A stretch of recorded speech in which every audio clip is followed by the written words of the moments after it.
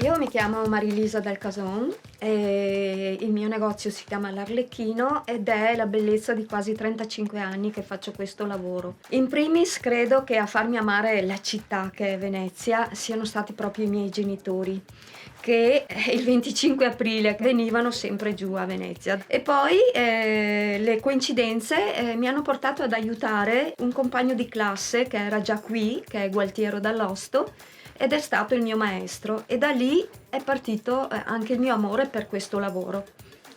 Allora, il carnevale per me è la possibilità per Venezia di tirare fuori quell'anima che lei ha. Quest'anno, secondo me, la gente ha voglia di muoversi, ha voglia di vedere colori, ha voglia di immergersi in questo scenario che è un grande teatro. Quindi mi aspetto che molti fedeli amanti del nostro carnevale saranno qui. E quindi è un'occasione unica, secondo me, per tutti di godere di un carnevale molto particolare, più diretto, più interattivo tra le maschere e tra le persone. Potrei cogliere l'occasione di mostrarvi una delle mie ultime creazioni, un leone di San Marco un po' originale, diverso dal solito.